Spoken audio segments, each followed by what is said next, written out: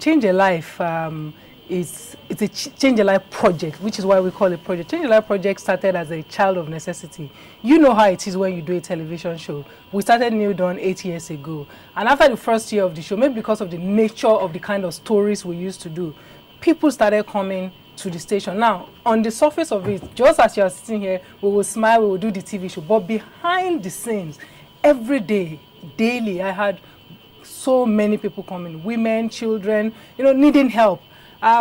Incidentally, somebody said once that they told her that go and meet that auntie where they for NTA, where they help people. So this was going on. And usually what I would try and do is find support or solutions to some of them, because you can't do everything. There's so much need. But there was a particular day on television in Lagos when this parent brought this little boy to me. I would never forget his name, Sheun Goriola. He was a 4-year-old boy with a hole in his heart. And as usual, number one, I don't put people on TV. I don't use people's pain for viewership. I think that number one is a sign that you don't have enough talent in the first instance to be on television. And also, it is immoral. I don't do it. So we will do it behind the screen. But this particular boy was in so much pain, none of us could bear it. And they'd been waiting for 1 year to raise just 1 million naira. This was in 2002. So, I just said, I took that instant decision that day that, look, we've got to put this boy on air. We've got to raise this money now for this child. As we were talking about it, just as it's happening, and you've had experiences like this on channels, some lady called from Maryland, incidentally, because we just saw the tape recently, and she was talking, how can this happen to each? And then she broke down and started crying. And as she started crying, the mother of the child started crying, the father of the child started crying, the child all the while was crying, and then I started crying. So we had to go on a commercial break. By the time we came back, I will never forget that day. That's my most powerful television moment. Children were coming with 10 naira. Auntie Funmi, give him 10 naira. Give him. And I remember Dr. King sent his wife with Ghana Must Go bag containing 250,000 naira, which was the money he had been wanting to use to build his house. He gave it all away. So we raised to try and save this boy. And on the eve of his departure to Israel for the operation, the boy died. All of us were devastated. What was the purpose of all of this? However, because so many people come to me, I had 2 other children, one of them Favor Okafor and Baby Salami, who also had holes in their hearts. So we gave the money to Favor Okafor, and Favor is alive and well today. It was from that experience that the Change a Life project started. And 7 years later, we have affected over 3,000 families, because there are many, many modules we're doing within the Change a Life projects. Congratulations. You almost made me cry there, talking about that little boy who died. Oh, and see, if I tell you all there was Okoyemi too after all the effort. The entire society failed Okoyemi.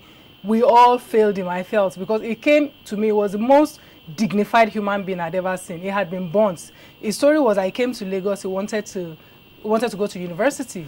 So he got a job so that he would raise money to go to university. Whilst coming from work one day, he got into a one-chance bus, and they robbed him and then threw acid on his face. As he got out of course, they pushed him out of the car. And this was on 3rd Mainland Bridge at 8:30 in the evening. So he started walking from the top of 3rd Mainland Bridge to the Oworoshoki end. Not one single person stopped for him. When he got to the end of the bridge, he tried to get help to go to hospital. Nobody would stop. Eventually, some people took him to Bagada General Hospital, where, of course, they won't treat him unless he has a police report, So he didn't get any medical intervention from 8:30 in the evening to 1 p.m. 6 months later, 1 a.m. The family has spent all their money, which was when he came to me. He didn't come to me to come and help him with his physical appearance. He came to me because he wanted, the neck to be disjointed from his face to be disjointed from his neck, so that he could talk properly, so he could do his WAEC exam, his JAMB exam. I thought that was one of the most honorable, most superior human beings I'd met. And we immediately started rallying support. I spoke to Modupe Ozola, who said, okay, they will support if we could raise the money. So we started running as usual. And before you knew it, he caught malaria and he died. So we have also really good stories. I have children whom, when they brought them to me, were just like this itty-bitty old, and they're in university. I have 6 of my children who are in university now. We have someone like Baby Faith, who was brought in abandoned, and he's been adopted and is in Netherlands now. So we have all kinds of stories. We have great And I'm also stories, aware that we have sad stories. you have this scholarship scheme. And we have the scholarship scheme. There are 150 children have passed through that. Currently, we have 60 children on the scholarship. We've had them on for the past 6 years. The beauty of it is that we've watched our children grow. And we don't just give, in the first instance, we don't collect money and we don't give money. What happens is that the money goes directly to the school or to the books. And then when the children have problems, we solve the problem. My little girl, Quinette, at 14 years old, she had fibroids. It was our duty to make sure that she was well. So it's not just the scholarship. We take over that family because the idea is to transform lives so that those lives also become life transforming for other people. It's not a give or take organization. It's a take and give organization, because giving is such a beautiful thing. You know, it's a sin not to allow other people to give too. You cannot always be the one giving and getting the full benefit of giving. You must also encourage and teach other people to give. So, is this project confined to Lagos alone? For now, it is, because it is, you know, I mean, you know, I'm telling you, you know this. People used to say it all the time. Now, for me, you are never going to have money, because how do you distinguish your work from the Change Your Life scheme? For now, it's confirmed to Lagos. And this is the reason. The first time I decided to do something institutional about it was in 2002, because after Seun Goriola died, I decided that let's start with children.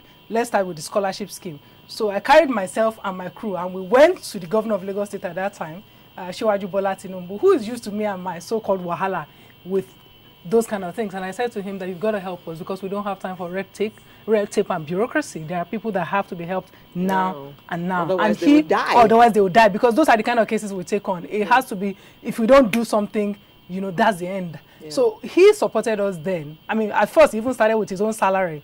He used to give us his money for the children, and then he was part of the project as the Lagos government for 5 years until he left. The beauty of the project for us is that whilst we were going to Lagos State for help, the person who was facilitating some of those things was the then chief of staff. Guess who that is? The current governor, Baba Tunde Raji Fashola. So he used to say to us. He used to say to me that, Funmi, you know, you should institutionalize this thing, because he's a very process-driven person. It's not as madcap as myself, for example. So even what we are doing now is really from his suggestion, that we've done 7 years of work, and I needed to do those years of work. Number one, to prove to everybody that, number one, there was no agenda. Number two, it's done only because it was a child of necessity and it had to be done. And finally, to call everybody else to say, hey, look, this is what we have done. It would be great if we could do it together. So we've done it thus far in Lagos, but we're taking modules of it out of Lagos. For example, we have one of the modules is a cervical cancer screening for women between ages 25 and 65. We test run that last week in Onibombo local government. My friend, whom you know I love her to death. I mean, that's her brainchild, because she's a consultant gynecologist in Luf, and she came up with that idea. Who's this friend? This is Dr. Bosede Afolabi. Dr. Bosede Afolabi. Yeah, so last week we called the local government chairman of Onibombo, and that will be Mr. Obasa, who is an old journalist friend of mine. And we said, Mr. Obasa, we're starting with your local government area. And last week, Dr. Afolabi and her crew screened over 100 women. There was nobody there. There was no press. This is the kind of work we do. We're test running this in Lagos because we intend to take it around Nigeria. My dream, our dream as Change a Life, is that by 2010, we would have screened up to 10,000 Nigerian women.